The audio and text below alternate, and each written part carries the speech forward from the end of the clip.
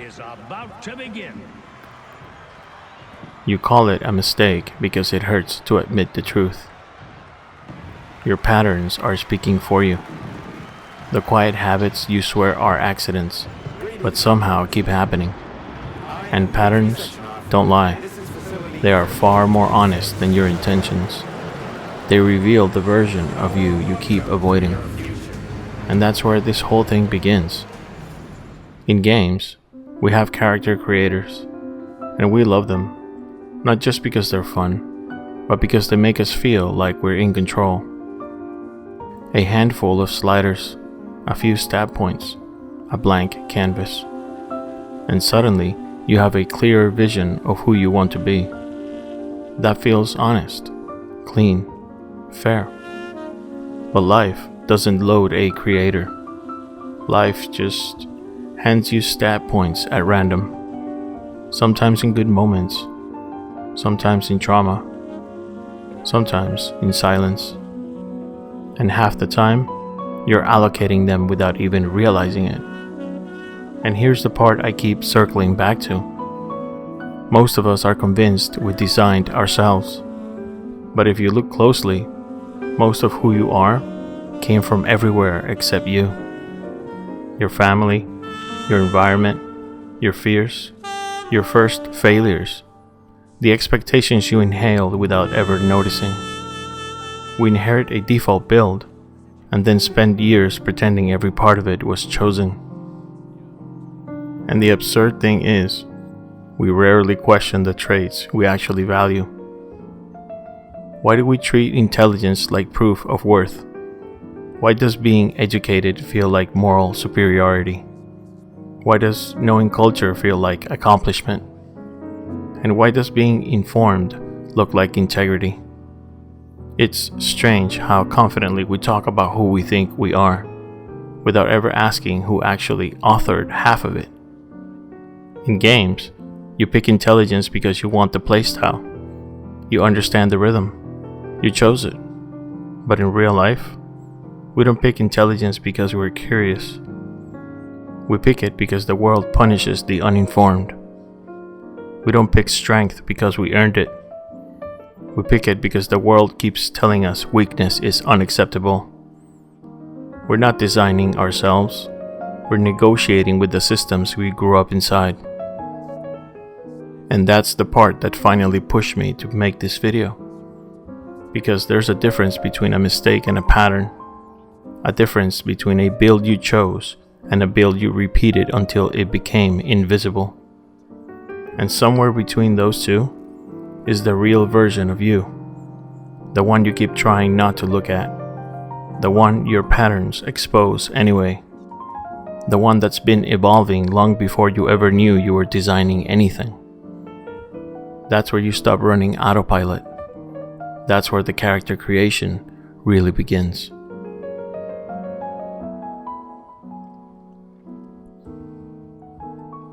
The funny thing about character creation is this.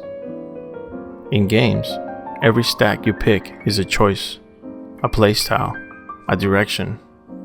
But in real life, most of our stats don't start as choices at all. They start as adaptations, the subtle ways we learn to survive whatever world we landed in. And because those adaptations kept us safe or rewarded, we start mistaking them for identity. Strength becomes the armor you built because no one protected you. And I've lived that. I'll always step up when things get heavy, even when it costs me something. Intelligence becomes the mask you wore to avoid embarrassment. Charisma becomes the tool you use to disappear conflict. Culture becomes the passport that kept you belonging. None of that feels like survival in the moment. It feels like personality. It feels like, this is just who I am. But look closely, and you start to see something uncomfortable. A lot of the traits that we brag about were never chosen the way that we think they were. They were shaped by the world long before we learned how to question it. And that's what keeps circling in my head. Not that we have the wrong stats, but that we keep assigning meaning to them we never earned. We talk about our minds like they're skill trees, but we never stop to ask who planted the tree in the first place. We assume we're thoughtful because we can reference art. We assume we're insightful because we can critique a film. And we assume we're wise because our bookshelf looks intentional. But none of that means we actually built those traits. Most of the time, we're just reinforcing whatever the world rewards. And that's where the discomfort starts. Are these real traits, or did someone else convince us they matter? Because the more I look at it, the more I realize something I don't like admitting. A lot of the traits I thought were mine were just reactions, absorptions, adaptations. The evolutionary response of someone trying to succeed in an environment he never chose. We inherit a default build, and we call it a personality. But if you dig even a little, you start to see how much of it isn't yours at all. And once you see that, you can't unsee it. That's when the real work begins. When you finally stop performing the stat sheet you inherited and start rewriting the one you actually want.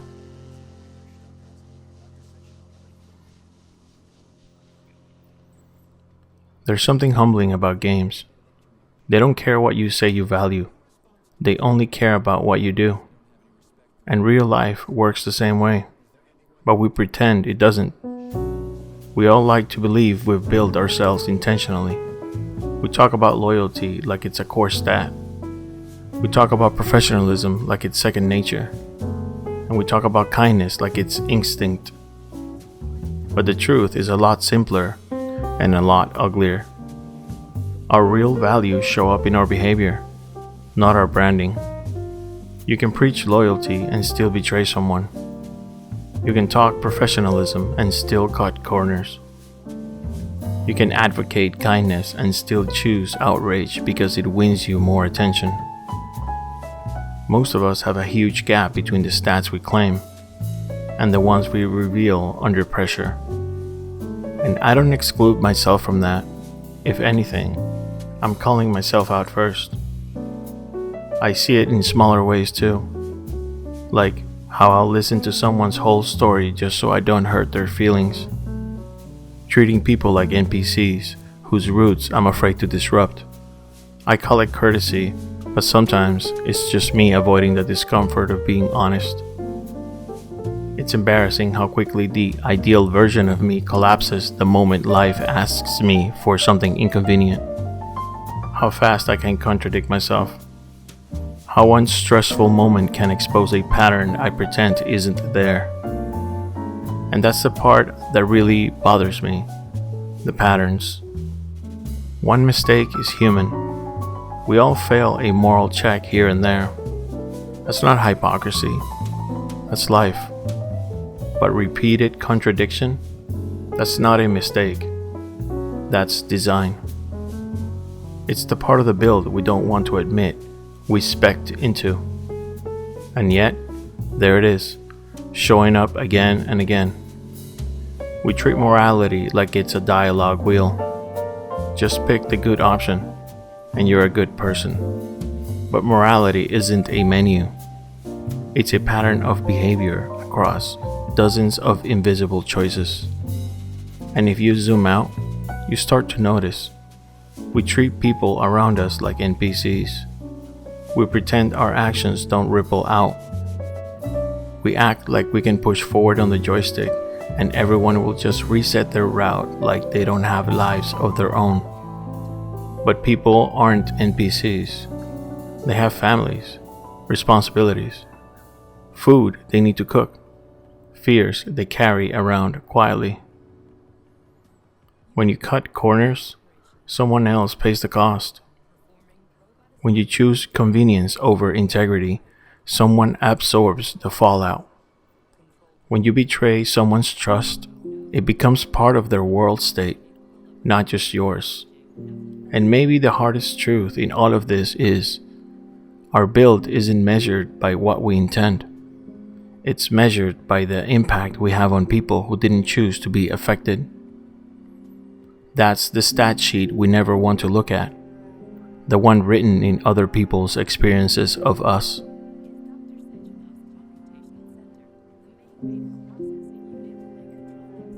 There's a phrase people love to throw around when they don't want to confront anything.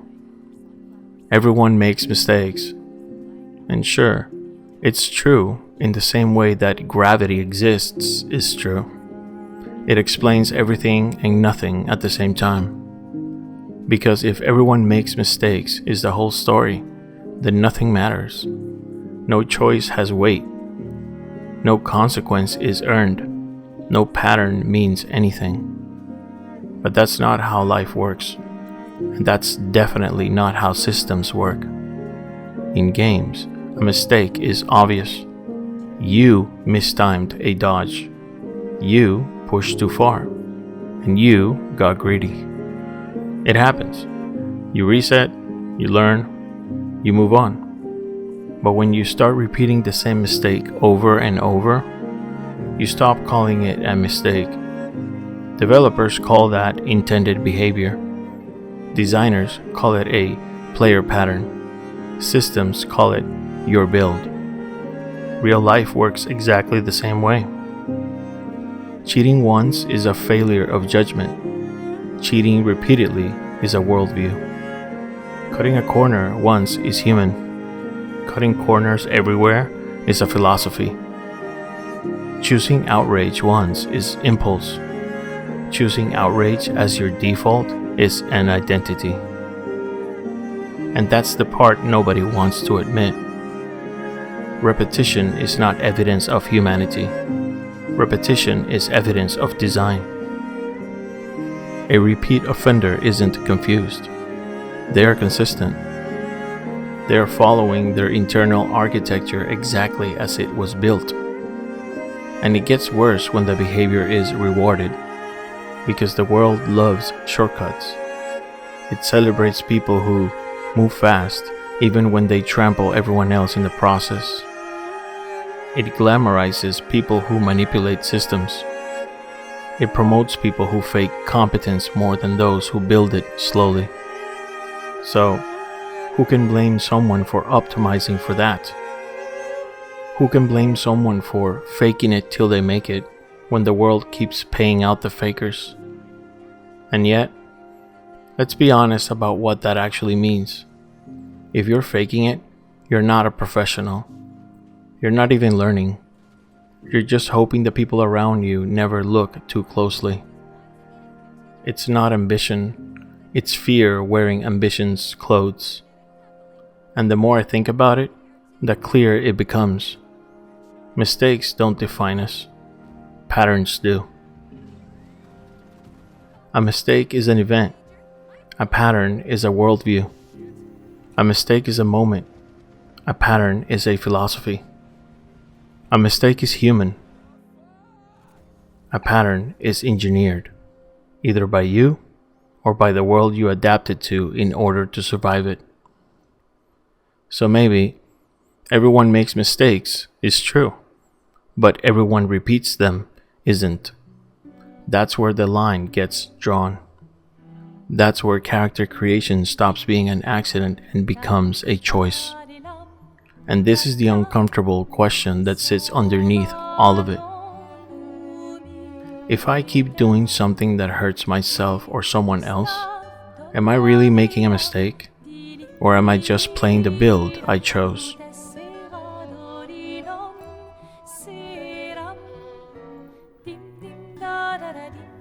There's something strange about how we treat hypocrisy. We hate it, we attack it, we mock it. We treat it like it's the ultimate moral failure, the final proof that someone was never who they claimed to be. But the more I watch people, and the more I watch myself, the more I start questioning if our hatred of hypocrisy even makes sense. Because think about this. We expect the people giving advice to be perfect examples of the advice.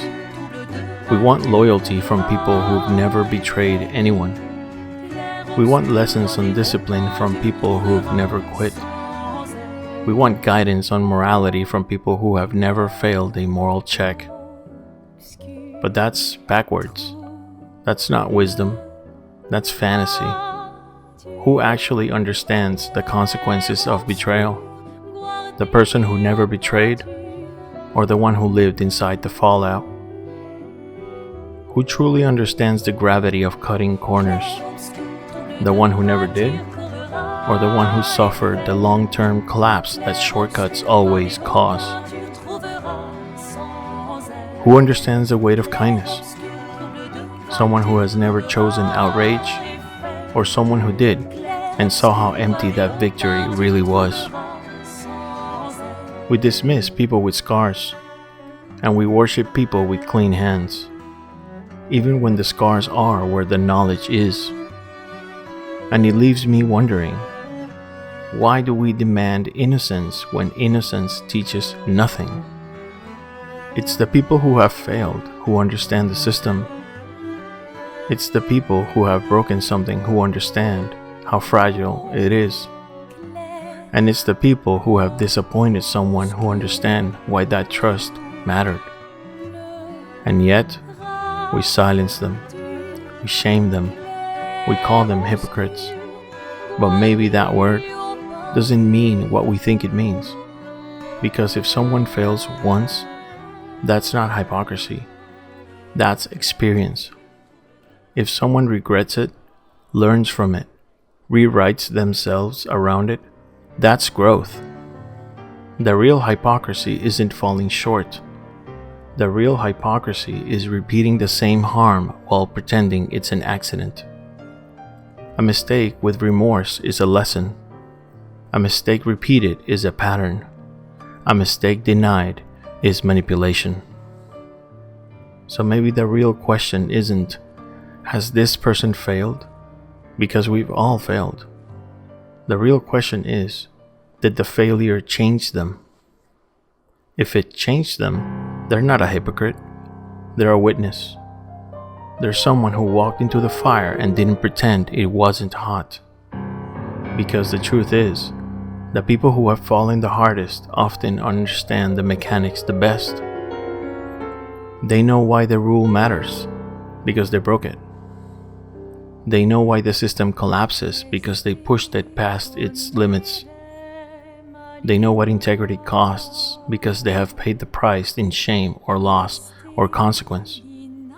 So maybe the paradox is this: the voices we trust the least might be the ones who actually know what they're talking about.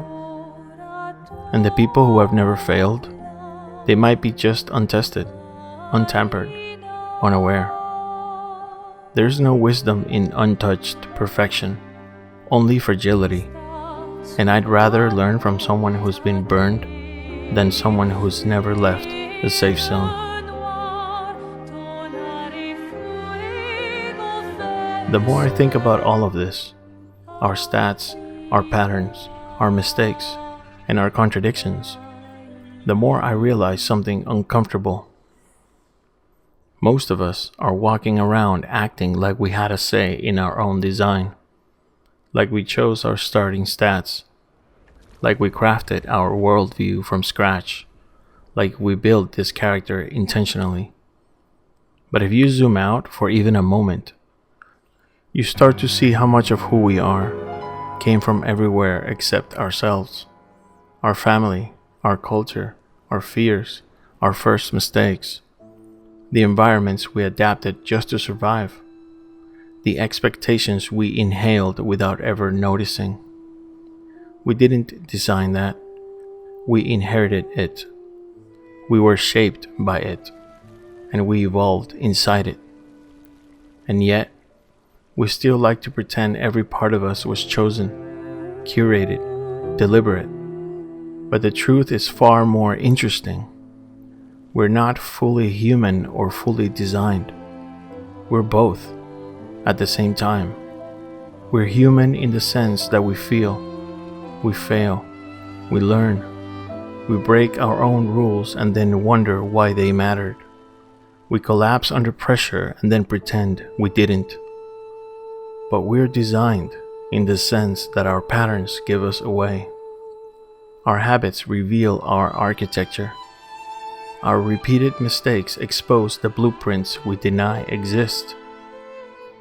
Our reactions show the parts of our build we never consciously chose.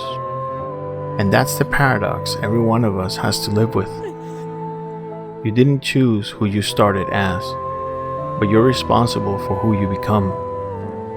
Life keeps handing you stab points in the form of consequences, failures, opportunities, responsibilities, and you decide what to do with them. Not perfectly, not cleanly, not without contradictions, but you decide. And maybe that's why this conversation matters, because if we're honest, really honest, most of us are not living intentionally, we're living reactively. We're playing out a build we never examined. We're confusing patterns for personality and survival tactics for identity. But every system, even a broken one, can be understood. And once you understand it, you can rework it, rebalance it, respec it. The point isn't to become perfect, or enlightened, or morally consistent in every scenario. The point is to see yourself clearly enough that the next stat point doesn't get spent by accident. Because once you know your patterns, once you see how your build actually behaves under pressure, you can adjust it. And that's the real power here. Not perfection, but awareness. Not innocence, but accountability. Not pretending you're flawless, but understanding the flaws well enough to stop calling them mistakes when they're really mechanics. So, if there's anything to take from all of this, maybe it's this. You are human, and you are designed, but the design isn't final. The pattern isn't permanent, and the build isn't locked in. You can respec. Not all at once, not without cost, not without confronting the parts of yourself that you'd rather keep hidden, but you can. And maybe that's where the character creation really happens. Not at the beginning, not in the clean menu, but right here, in the messy middle of all the contradictions you're finally willing to look at. That's where the real build begins. Could use a drink. Thank you for listening. I'll see you on the next one. And try to enjoy yourself. Don't drink alone, you weirdo. Yeah, right. Enjoy myself.